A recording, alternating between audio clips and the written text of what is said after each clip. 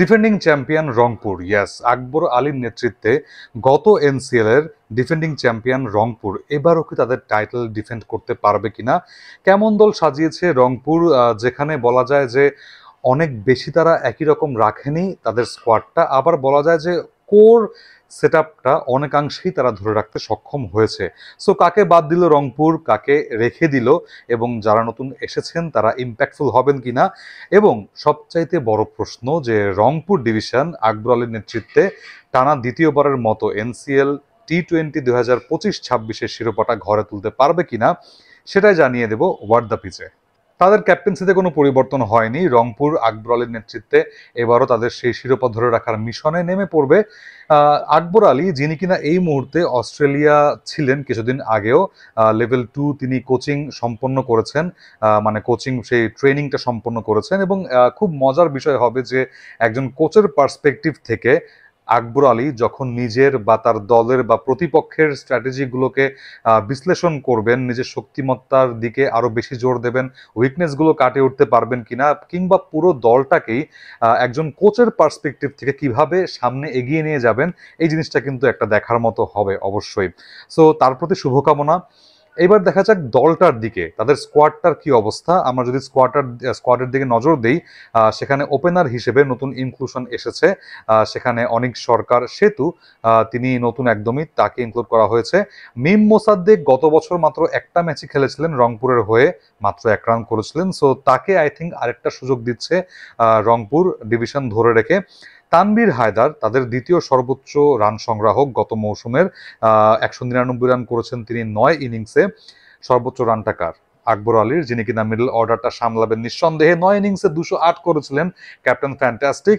So তার উপরে নজরটা থাকবে, তিনি ব্যাট হাতে এই মৌসুমে কেমন করেন, টাফ চ্যালেঞ্জ দিতে পারবেন কিনা তার লাইক টু লাইক সতীর্থদের এগেনস্টে, এটাও একটা দেখার বিষয় হবে ডেফিনেটলি।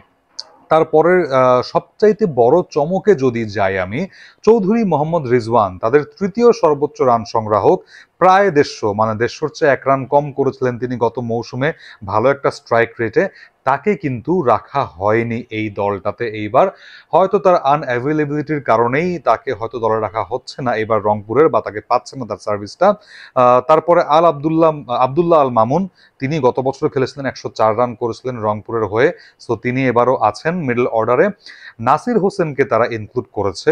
আমি মনে করি এই ইনক্লুশনটা ডেফিনেটলি ব্যাট হাতে বল হাতে দুই দিক দিয়েই নাসিরের সেই সার্ভিসটা পেতে যাচ্ছে রংপুর নিঃসন্দেহে। একটা ইন্টারেস্টিং ইনক্লুশন ডেফিনেটলি।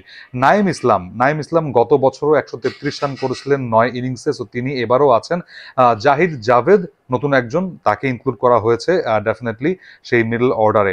এছাড়া আমি যদি বলি যে এনামুল হক, তিনি গত বছর 9 ইনিংসে 91 রান করেছিলেন রংপুরের হয়ে, তার সার্ভিসটা এবার পাচ্ছে না এক্ষেত্রে। আরেকজন আরিফুল হক, তিনি 126 রান করেছিলেন। সো তাকেও আমি দেখতে পাচ্ছি না এই স্কোয়াডের কোনো জায়গায়। সো তার মানে এক্সক্লুশনটা ডেফিনেটলি একটু ভাবায় এক্ষেত্রে। সো এই যদি হয় ব্যাটারদের অবস্থা, আপনি নিঃসন্দেহে জানতে চাইবেন যে বোলিং ডিপার্টমেন্টটা কেমনভাবে সাজিয়েছে।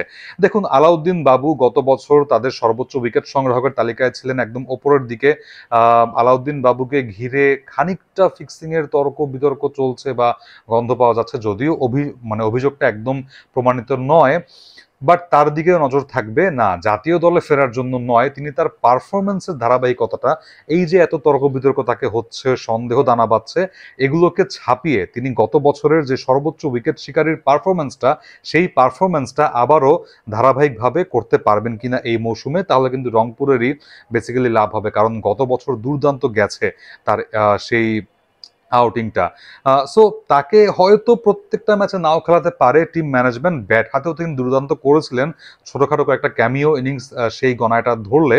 সো তাকে যদি না খেলায় বা অন অফ রাখে, সেক্ষেত্রে তাদের কিন্তু পেস বোলিং এর অপশনটা বেশ মজবুতই হয়েছে বলা যায়।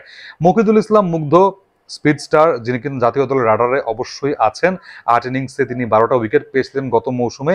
তার পাশাপাশি যদি আমি বলি মাশফিক হাসান, তাকে নিয়ে আসা হয়েছে আন্ডার-19 2022 ব্যাচের, তিনি খুলনা টাইগার্সের হয়ে বিপিএলেও খেলেছেন মাশফিক। সো তার দিকে অবশ্যই নজর থাকবে।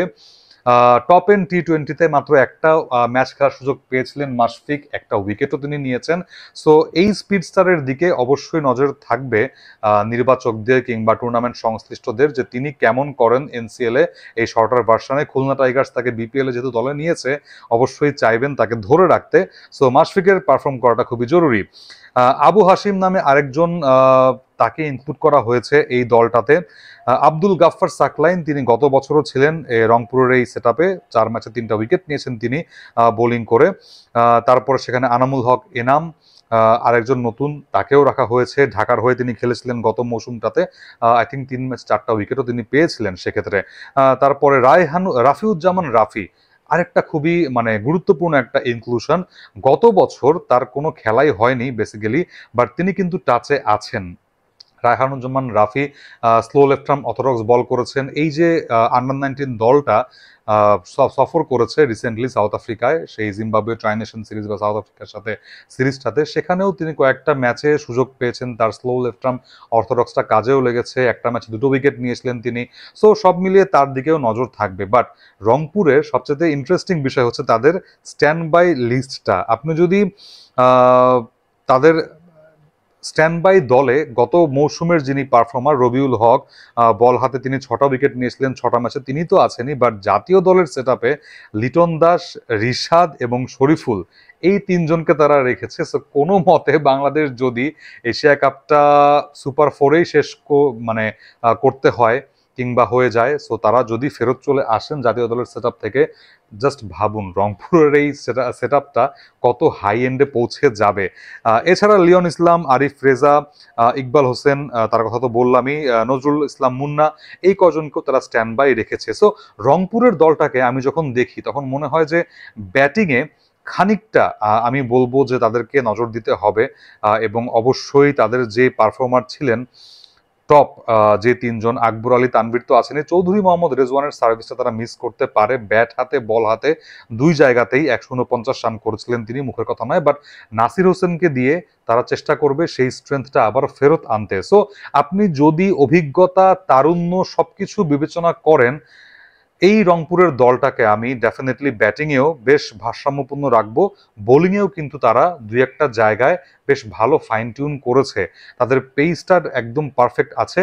স্পিনে রাফি বাদে আমি ভরসা করার মতো খুব একটা বেশি অপশন দেখি না। যদিও আপনারা বলতে পারেন যে গত বছরের সাকলাইন তো আছেন, যিনি কিনা ভালো বোলিং করেছিলেন, মানে 4 ম্যাচে 3টা উইকেট তিনি এনে দিয়েছিলেন। বাট অতটা প্রমিজিং মনে না হলেও আই গেস যখন রিশাদ যদি আসেন তাহলে কিন্তু খুব ইন্টারেস্টিং হয়ে যাবে এই ক্ষেত্রে তাদের স্কোয়াডটা। সেই ক্ষেত্রে বলবো যে আমি এই দলটাকে শিরোপার বিচারে, গত বছর যেহেতু শিরোপা জিতেছিল রংপুরের এই দলটা এবং আকবর আলী যেহেতু আছেন নেতৃত্বে এবারও, আমি এই দলটাকে ডেফিনেটলি 8 দিতে চাই। স্পিন ডিপার্টমেন্টে হ্যাঁ খানিকটা দুর্বলতা আছে, বাট এছাড়া খুব একটা দুর্বলতা কিন্তু এই দলটাতে নেই। সো তারা 10-এ 8 পাওয়ার মতোই দল, অবশ্যই যোগ্য দল, শিরোপার দাবিদার এবারও।